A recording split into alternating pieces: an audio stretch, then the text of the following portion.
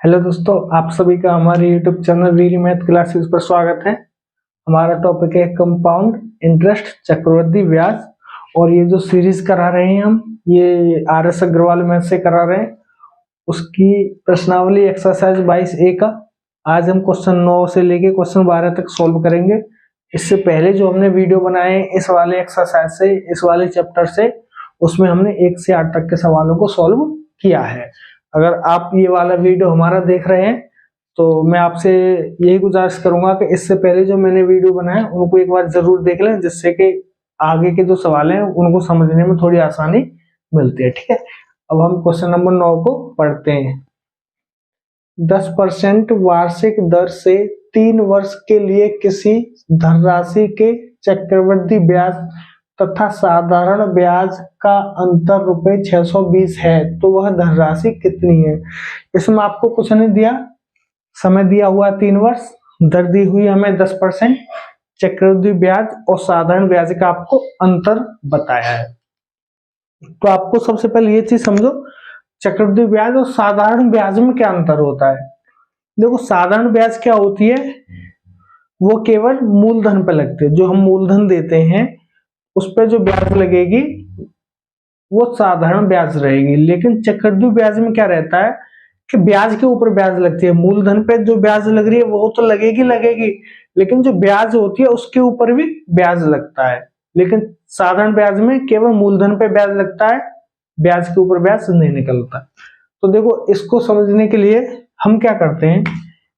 देखो, परसेंट दिया हुआ है तो मैक्सिमम आपको जो परसेंट वाले सवाल हैं आपको किसी भी चैप्टर में दिए हुए हो, लाभ हानि में दिए हुए हो, या आपको वो जो रहता है ना हमारा आयत, वर्ग, स्क्वायर, उसमें भी अगर परसेंट वाले सवाल दिए हुए ना इस तरीके से, तो उसको कोशिश करो कि परसेंट को यूज करके ही हम सवाल को सॉल्व करें। तो इसमें हम क्या करेंगे, देखो हमको दिया हुआ है 10% दर से 3 वर्ष के लिए।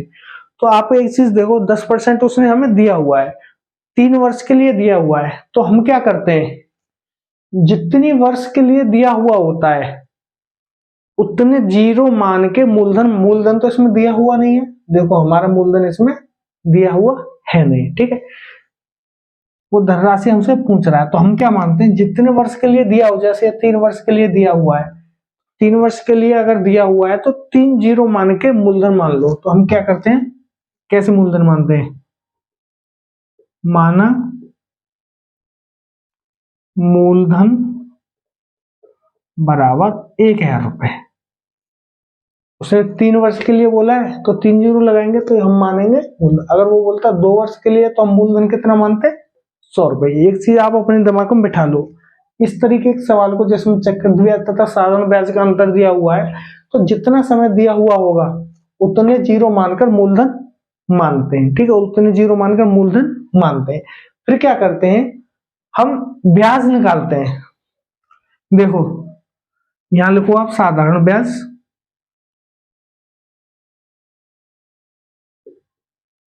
और यहां लिखो आप चक्रवृद्धि ब्याज। चक्रवृद्धि ब्याज आपने मान ली। ठीक है, अब देखो, पहले वर्ष के लिए आप निकालो, मैं आपको इधर रफ्कार करके दिखा देता। अगर 1000 रुपए का 10% वार्षिक दर से 1 वर्ष का ब्याज निकालोगे तो कितना आएगा। देखो, जीरो से जीरो कट जाएगा, इस जीरो से जीरो कट जाएगा, कितना आ जाएगा, 100 रुपए। और ये जो 100 रुपए होगा, ये साधारण ब्याज और चक्रवृद्धि ब्याज दोनों के लिए बराबर। देखो, यहाँ पे भी आप 100 रुपए लिख सकते हो, इसका भी साधारण ब्याज 100 रुपए हो गया और इसका भी चक्रवृद्धि ब्याज 100 रुपए हो गया। ये पहले वर्ष के लिए हो गया। ये क्या हो गया हमारा, पहले वर्ष के लिए। अब आप देखो, जब दूसरे वर्ष का निकालोगे तो इन दोनों में अंतर आ जाएगा। कैसे आ जाएगा, देखो, अब देखो, दूसरे वर्ष के लिए आप निकालोगे, 1 वर्ष का निकल गया हमारा, और दूसरे वर्ष के लिए निकालोगे तब भी केवल 1000 रुपए पर ही ब्याज लगाओगे। दूसरे वर्ष के लिए जब निकालोगे 1000 रुपए गुणा 10 गुणा 1/100, ये हम दूसरे वर्ष, 1 वर्ष का हमारा निकल गया। अब दूसरे वर्ष के लिए जब निकालेंगे तो साधारण ब्याज की जो वैल्यू आएगी वो इतनी ही आएगी, 100 रुपए। कितनी आएगी, 100 रुपए आएगी। ये आ गई साधारण ब्याज की हमारी वैल्यू, कितनी आ गई है, 100 रुपए। और चक्रवृद्धि ब्याज की भी आ गई 100 रुपए। लेकिन चक्रवृद्धि ब्याज में क्या होगा, ये 100 रुपए तो आएगी, लेकिन ये जो 100 रुपए है ये जो हमें जो ब्याज 100 रुपए निकल के आई है, इसका भी 10% हमको निकालना पड़ेगा। कैसे? 100 का 10% बट्टे 100 कितना आ जाएगा? ये 10 रुपए। तो इसमें हम क्या करेंगे? 10 रुपए और जोड़ेंगे, 10 रुपए और जोड़ेंगे। तो देखो यहाँ पे आपको अंतर समझ में आ रहा है। 2 वर्ष के लिए साधारण ब्याज हमारा है, देखो इस पहली वर्ष के लिए 100, दूसरे वर्ष के लिए 100। लेकिन चक्रवृद्धि ब्याज में क्या होगा? पहली वर्ष के लिए तो 100 है, लेकिन दूसरे वर्ष के लिए 100 रहेगा। फिर ये जो 100 रुपए ब्याज आई है, इस पे भी ब्याज लग के 10 रुपए इसका भी लग जाएगा, ये इसका हो जाएगा। अब तीसरे वर्ष के लिए निकालोगे आप इसी तरीके से, तो जो साधारण ब्याज का जो ब्याज आएगा वो 100 रुपए आएगा। तीसरे वर्ष के लिए भी निकालोगे तो ये भी 100 ही रुपए आएगा। लेकिन चक्रवृद्धि ब्याज का क्या आ जाएगा? देखो 100 रुपए तो वो हो जाएगा 1000 रुपए पे, 1000 रुपए का 10% 100 रुपए। फिर क्या करेंगे? फिर ये जो ऊपर वाला 100 था, इसका भी 10% निकालेंगे, वो कितना आ जाएगा? 10 रुपए। दोबारा अगले साल फिर निकालेंगे, और ये जो 100 रुपए आया था, इसका भी निकालेंगे 10%, तो ये भी हो जाएगा 10। और ये जो 10 आया है, इसका भी 10% निकालेंगे। अब आप देखो 10 का 10% निकालोगे तो कितना आएगा? जी, दोनों जीरो से दोनों जीरो कट जाएंगे, तो कितना आ जाएगा? 1 रुपए प्लस का 1 रुपए। देखो इस तरीके से इनका अंतर होता है। आप समझ गए होंगे चक्रवृद्धि ब्याज और साधारण ब्याज में कितना अंतर रहता है। आ गए ना? देखो साधारण ब्याज में यहाँ भी 100 रुपए, पहले वर्ष का भी 100 रुपए, दूसरे वर्ष का भी 100 रुपए, तीसरे वर्ष का भी 100 रुपए। लेकिन चक्रवृद्धि ब्याज में क्या हुआ? पहले वर्ष के लिए 100 रुपए, दूसरे वर्ष के लिए 100 रुपए, इस पे 11 रुपए पे 10% 100 रुपए आ गया। लेकिन ये जो 100 रुपए था, इसका भी 10% निकालेंगे तो ये 10 रुपए आ जाएगा। फिर तीसरे वर्ष के लिए निकालेंगे तो इसका 10% 100 रुपए, इस 100 का 10% 10 रुपए, इस 100 का 10% 10 रुपए, इस 10 का 10% 1 रुपए। ठीक है, तो अब इनका आप टोटल करो। देखो इसका टोटल आप करोगे तो कितना आ जाएगा? ये 300 रुपए। और आप इनका टोटल करोगे तो देखो कितना आ जाएगा? 10 10 20 10 30 और 1 31, और ये 300, कितना आ जाएगा? 331। अब आप इन दोनों का अंतर निकालो, कितना आ गया?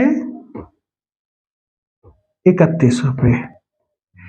मतलब साधारण ब्याज 300 रुपए, चक्रवृद्धि ब्याज 331 रुपए, इनका अंतर 31 रुपए। तो चक्रवृद्धि ब्याज जो है साधारण ब्याज से 31 रुपए अधिक है। हमको ये अंतर दिया हुआ है, उसने क्या बोला? इनका जो अंतर है वो 620 रुपए है। लेकिन हमारा जो सवाल के आधार पर हमने ये माना था, ये हमारी वैल्यू थी नहीं, ये जो वैल्यू थी हमारी थी नहीं, ये हमने 11 रुपए माना था, 11 रुपए माना था, ये रियल वैल्यू नहीं है। जब हमने मान के सवाल को किया तो ये वैल्यू आई 31 रुपए, लेकिन ये जो वैल्यू दी हुई है 620 रुपए दी हुई है। जो ये वाली वैल्यू 620 रुपए दी हुई है, तो ये वाली वैल्यू कितनी हो जाएगी? ऐसे करके सवाल को आप सॉल्व कर दोगे। देखो 620 रुपए दी हुई है, किसकी वैल्यू दी है हमें? 31 की। जो वैल्यू जिसकी होती है उसको नीचे लिखते हैं, 31 की वैल्यू 620 रुपए, तो 1000 की कितनी होगी? इसमें 1000 का मल्टीप्लाई कर दो, तो देखो कितनी हो जाएगी? ये हो जाएगा 20 गुणा 1000, तो हमारा आंसर कितना हो जाएगा? 20,000 रुपए। जो हमारी मूलधन आएगा, जो हमारी धनराशि आएगी, वो कितनी आएगी? हमारी 20,000 रुपए। तो ये हम क्या करते हैं, हमको कुछ दिया हुआ नहीं है, हमको ये दिया हुआ है नहीं, लेकिन हम क्या करते हैं, जितने वर्ष के लिए दिया हुआ होता उतना जीरो मान के मूलधन मान लेते हैं कि हमने माना मूलधन इतना है। अगर हमारा मूलधन इतना है तो जब हमने ये सॉल्व किया तो हमारा चक्रवृद्धि ब्याज और साधारण ब्याज का अंतर आया 31 रुपए, लेकिन है कितना अंतर? 620 रुपए। जब 620 है तो 1000 कितना हो गया? तो हम क्या करते हैं, 620 में 31 का भाग देंगे, 20 आएगा, 20 का ऐसे मल्टीप्लाई करेंगे, 20,000 रुपए आ जाएगा। तो हम अगर मूलधन यहाँ पे 20,000 रुपए मानते तो जो हमारा अंतर आता है कितना आता है? 620 रुपए। ठीक है, ये इसका आंसर हो गया। आशा करता हूं आपको ये चीज समझ में आ रही होगी। अब देखो क्वेश्चन नंबर 10 को सॉल्व करते हैं। पहले एक बार इसको पढ़ लेते हैं, इसमें क्या दिया हुआ है। ठीक है, इसमें दिया हुआ है किसी धन का 4% वार्षिक दर से 2 वर्ष का चक्रवृद्धि ब्याज रुपए 102 है, उसी धन का उसी दर से उतनी ही अवधि के लिए साधारण ब्याज होगा। हमको चक्रवृद्धि ब्याज दिया हुआ है, साधारण ब्याज हमको निकालना है। ठीक है, क्वेश्चन नंबर 10 देखो, इसको भी इसी तरीके से करेंगे। ये हमको क्या दिया हुआ है? 2 वर्ष। हमको 2 वर्ष दिया हुआ है तो हम क्या करते हैं, मूलधन को भी कितना मानेंगे, 2 वर्ष दिया हुआ है तो 100 रुपए, ठीक है। माना मूलधन बराबर 100 रुपए, ठीक है। अब अगर हमने मूलधन 100 रुपए मान लिया, हमने मूलधन 100 रुपए मान लिया, तो देखो पहले वर्ष यहां लिखो आप साधारण ब्याज, यहां क्या लिखोगे आप, चक्रवृद्धि ब्याज।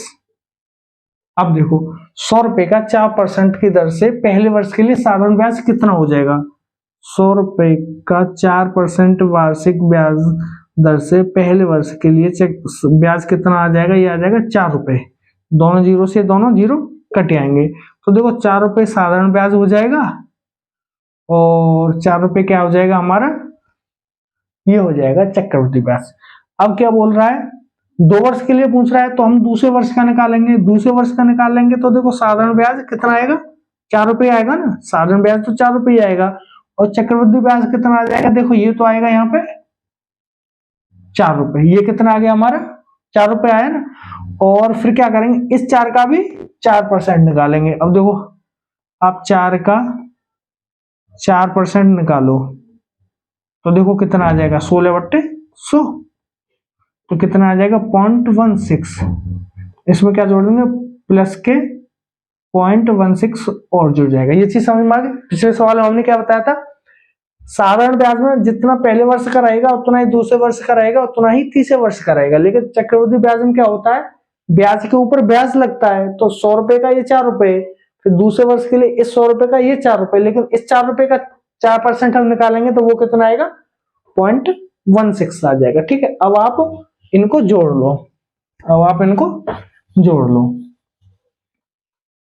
तो देखो साधारण ब्याज हमारा कितना आ गया 8 रुपए, और ये जो चक्रवृद्धि ब्याज आ जाएगा ये कितना आ जाएगा 8.16। अब देखो हमने मूलधन इतना माना तो हमारा साधारण ब्याज 8 रुपए आया, चक्रवृद्धि ब्याज 8.16 आया। अब आपको जो वैल्यू पूछ रहा है वो वैल्यू निकाल दो। इसमें देखो अगर मूलधन पूछेगा तो मूलधन निकल जाएगा, इनका अंतर पूछेगा, कुछ भी पूछेगा वो निकाल दो। क्या दिया हुआ है, उसने दिया हुआ चक्रवृद्धि ब्याज 102 रुपए है। अब देखो 102 रुपए चक्रवृद्धि ब्याज दिया हुआ है, इसका मतलब क्या है, ये जो 8.6 की वैल्यू कितनी है 102 रुपए, 102 रुपए किसकी वैल्यू है 8.6 की। अब देखो अगर आप इनका अंतर देखो, अंतर इतना कितना आ जाएगा इनका 0.16, इनका अंतर कितना आ गया, इनका अंतर कितना आ गया 0.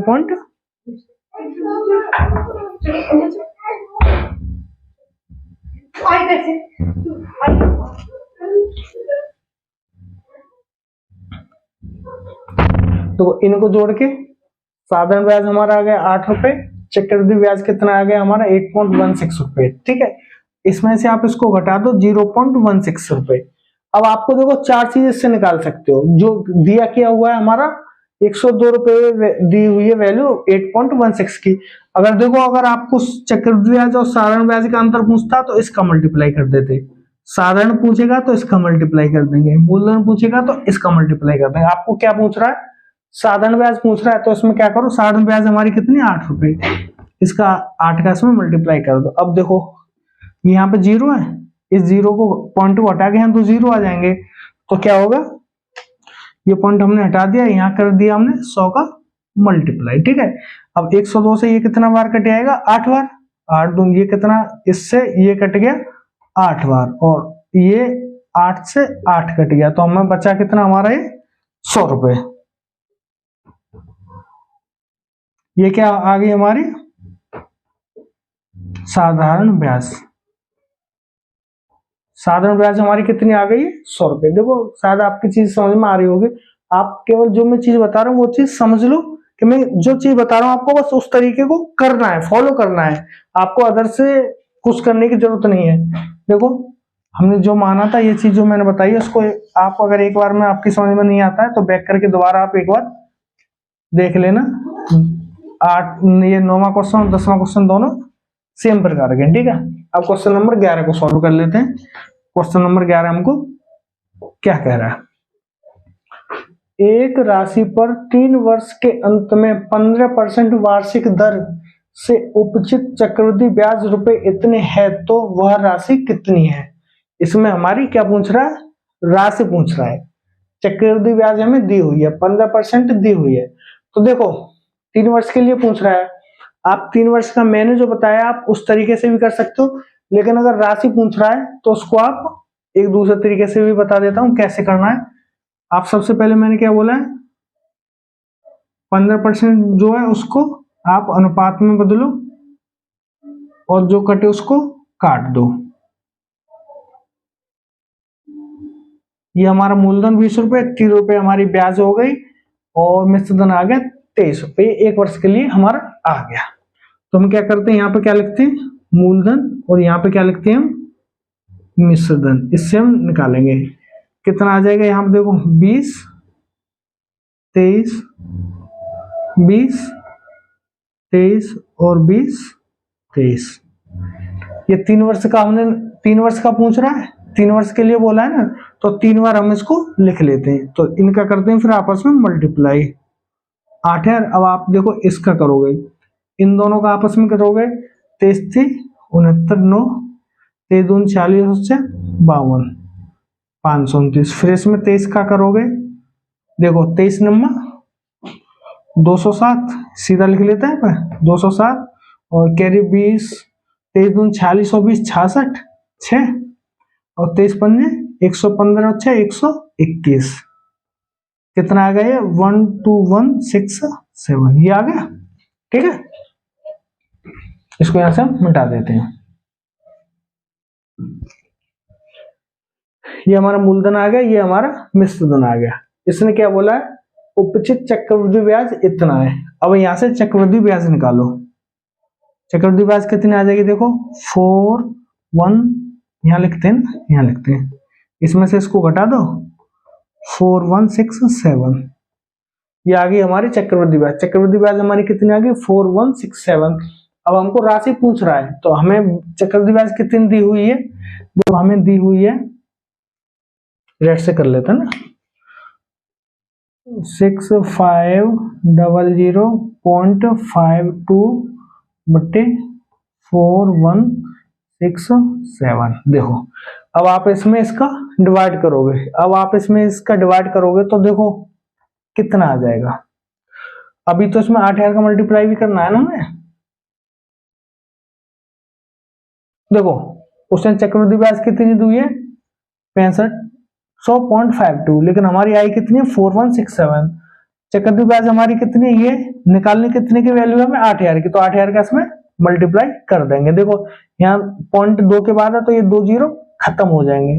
कितना आ जाएगा यहाँ पर, 650052 इंटू 80, और बट्टे कितना आ जाएगा ये, 4167। समझे ना, हमसे राशि पूछ रहा है, राशि कितनी हमारी, इसके आधार पर 8000 रुपए, चक्रवृद्धि मिश्र धन इतना, ब्याज इतनी, ब्याज हमें दी हुई है इतनी, इसका इसमें भाग करेंगे, जो मांग रहा है उसका इसमें मल्टीप्लाई कर देंगे। अब देखो जब इसका इसमें हम डिवाइड करेंगे, 4167 का जब इसमें डिवाइड करेंगे तो हमारा कितना आ जाएगा, ये 156 और गुणा 80। आप इसका इसमें भाग करो, इसका इसमें भाग करो तो कितनी बार जा रहा है वो, 156 बार जाएगा। 156 का फिर 80 में गुणा करेंगे तो हमारा कितना आ जाएगा, राशि कितनी आ जाएगा, देखो 8 से 48, 8 पंजे 40 और 4,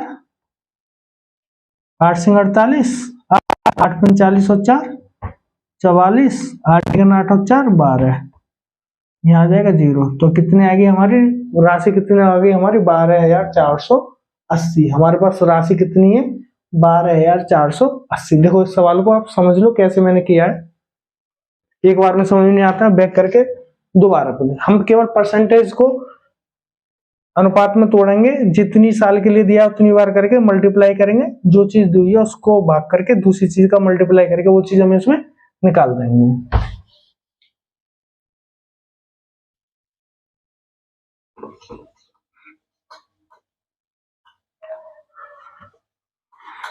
अब देखो क्वेश्चन नंबर 12, क्वेश्चन नंबर 12 में क्या बोल रहा है, रुपए 18,000 पर 10% वार्षिक दर से 3 वर्ष में प्राप्त होने वाला चक्रवृद्धि ब्याज कितना होगा। अब आपको चक्रवृद्धि ब्याज दिया हुआ है, पूछ रहा है मूलधन आपको दिया हुआ है, तो कैसे करेंगे, 10% को तोड़ेंगे, कितना आ जाएगा 10/100, फिर इसका तोड़ दोगे, ये हो जाएगा 10 और ये हो जाएगा हमारा 11। तो यहाँ क्या लिखेंगे हम, मूलधन, यहाँ लिखेंगे हम मिश्रधन। ये आ गया 1 वर्ष वाला। अगर हमारे पास 10 रुपए है तो 10% वार्षिक दर से 1 वर्ष का हमारे जो चक्रवृद्धि ब्याज रहेगा वो 1 रहेगा, और जब इन ब्याज को मूलधन में जोड़ दोगे तो 11 रुपए मिश्रधन आ जाएगा 1 वर्ष वाला।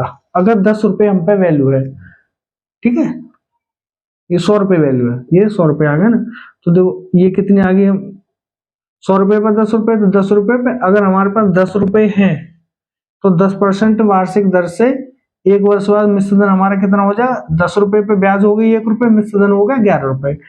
लेकिन ये बोला कितने वर्ष के लिए, 3 वर्ष के लिए, तो इनको 3 बार लिखो आप। ये कितना हो गया हमारा 1000, और ये देखो ये कितना हो जाएगा 121, फिर इसमें 11 का मल्टीप्लाई करोगे तो ये कितना आ जाएगा हमारा 1331, ठीक है।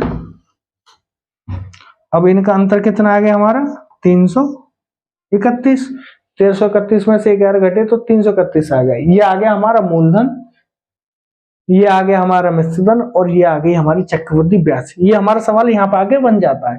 परसेंट तोड़ते हैं, 1 वर्ष का निकल आता है, 3 वर्ष का निकालना है तो 3 बार इनका लिखते हैं, इनका मल्टीप्लाई कर देते हैं, तो ये हमारा मूलधन निकल आता है, ये हमारा चक्रवृद्धि मिश्रधन निकल आता है, ये चक्रवृद्धि ब्याज निकल आती है। अब हमको क्या दिया हुआ है, हमें ये दिया हुआ है मूलधन, और हमसे पूछ रहा क्या है, चक्रवृद्धि ब्याज। अब देखो कैसे करेंगे, मूलधन हमारा कितना आया इसमें 1000, लेकिन दिया हुआ है हमें 18,000, तो 18,000 में हम 1000 का भाग करेंगे और इसमें 331 का मल्टीप्लाई कर देंगे, तो देखो कितना आ जाएगा, ये 3 जीरो कट गए तो कितना आ गया 18 गुणा 331। अब देखो आप इसका मल्टीप्लाई करोगे तो 18 1 18, 18 3 54 और 1 55, 18 3 54 और 5 59, 5958, ये आ गई हमारी चक्रवृद्धि ब्याज। ये क्या आ जाएगी हमारी 5958, ये आ जाएगी हमारी चक्रवृद्धि ब्याज, ठीक है। आज के वीडियो में हमारा इतना ही। अगर आप हमारा चैनल पहली बार देख रहे हैं और आपको हमारा वीडियो पसंद आ रहा है तो वीडियो को लाइक करें, कमेंट करके हमको जरूर बताएं, और अगर आपने हमारा चैनल सब्सक्राइब नहीं किया है तो हमारे चैनल को सब्सक्राइब जरूर करें, और अगर आपको हमारा पढ़ाना अच्छा लग रहा है तो हमें शेयर करके दूसरे लोगों तक भी पहुंचाएं। जय हिंद, धन्यवाद।